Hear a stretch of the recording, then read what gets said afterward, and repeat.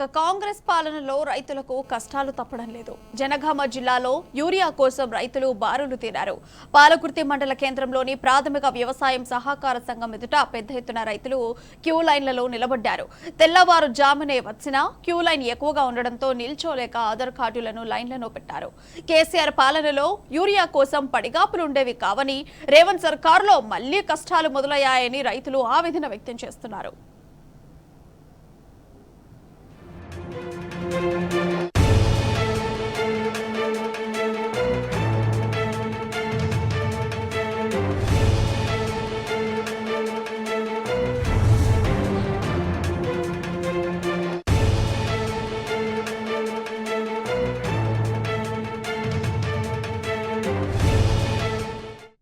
ఇక కాంగ్రెస్ పాలనలో రైతులకు కష్టాలు తప్పడం లేదు. జనగామ జిల్లాలో యూరియా కోసం రైతులు బారులు తీరారు. ఇక ఇదే అంశానికి సంబంధించి మరింత సమాచారం మా ప్రతినిధి రవికాంత్ ఇన్ఫర్మేషన్ అందించడానికి సిద్ధంగా ఉన్నారు. ఎస్ రవికాంత్, చెప్పండి, అప్డేట్స్ ఏంటి? ప్రియా, శాసనసభ సమావేశాల సందర్భంగా కేసీఆర్ గారు చెప్పిన మాట, కాంగ్రెస్ ప్రభుత్వం రైతు శత్రు ప్రభుత్వం, ఇదే మాట అసెంబ్లీ సమావేశాలు ముగిసిన మొదటి రోజే కనిపిస్తున్న నేపథ్యం మనం చూస్తా ఉన్నాము. యూరియా కోసం తెలంగాణ రాష్ట్రం ఏర్పడినప్పటి నుంచి, అంటే బీఆర్ఎస్ పార్టీ అధికారంలో ఉన్న 10 ఏళ్ల పాటు రైతులు ఏ విధంగా వ్యవసాయాన్ని పండగగా మార్చారు, ఆ విధంగా మార్చడానికి కేసీఆర్ గారి కృషి ప్రత్యక్షంగా తెలంగాణ సమాజం చూసింది.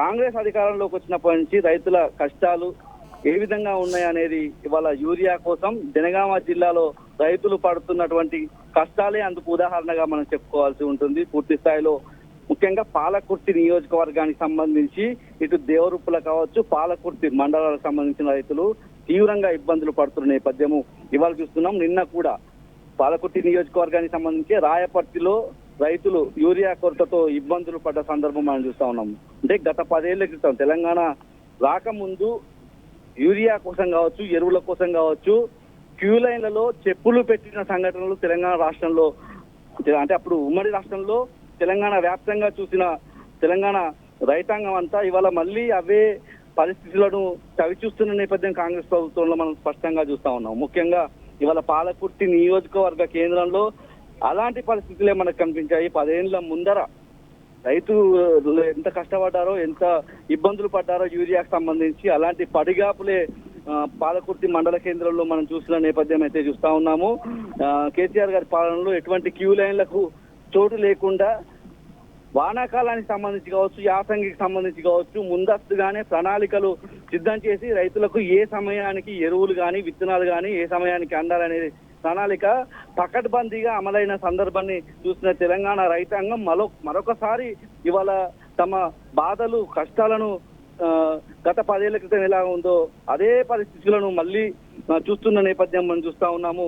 పాలకుర్తి నియోజకవర్గం మండలానికి సంబంధించి దర్దాపల్లి కావచ్చు, మల్లంపల్లి కావచ్చు, వావిలాల, కొండాపురం వీళ్ళంతా కూడా పాలకుర్తి మండల కేంద్రం ఉన్నటువంటి పిఏసిఎస్ కేంద్రం వద్దకు వచ్చిన నేపథ్యంలో అక్కడ పూర్తి స్థాయిలో బారులు తీరి కనిపించిన నేపథ్యం, రైతులంతా కూడా నిలబడే ఓపిక లేకపోయిన సంఘటన మనం చూసాము. పూర్తి స్థాయిలో అక్కడ ఆధార్ కార్డులను కూడా క్యూ లైన్లలో పెట్టిన నేపథ్యం, అంటే పాలకుల చిత్తశుద్ధికి వాళ్ళ రైతాంగం అనుభవిస్తున్నటువంటి కష్టాలే ఎందుకు నిదర్శనంగా మారుతున్న నేపథ్యం అయితే స్పష్టంగా చూస్తా ఉన్నాము. క్షేత్రస్థాయిలో అధికారులు కావచ్చు, ప్రజాప్రతినిధులు కావచ్చు, ఇటు ఎరువులకు సంబంధించి కావచ్చు, యూరియాకు సంబంధించి కావచ్చు, విత్తనాలకు సంబంధించి కావచ్చు, ఎటువంటి కొరత లేదు, అన్ని సిద్ధంగా ఉన్నాయి. ఆగస్టు నెలకు సంబంధించి అంటే ఇది జూలై నెలలోనే ఆగస్టు నెలకు సంబంధించి సిద్ధంగా ఉన్నాయి. సెప్టెంబర్ కూడా సిద్ధం చేస్తాము, రైతులకు ఎటువంటి ఇబ్బంది లేకుండా యూరియా అందిస్తామని ప్రకటన చేసినప్పటికీ క్షేత్రస్థాయిలో మాత్రం అలాంటి పరిస్థితులు అయితే కనిపించడం లేదు. పూర్తి స్థాయిలో రైతాంగం అంతా కూడా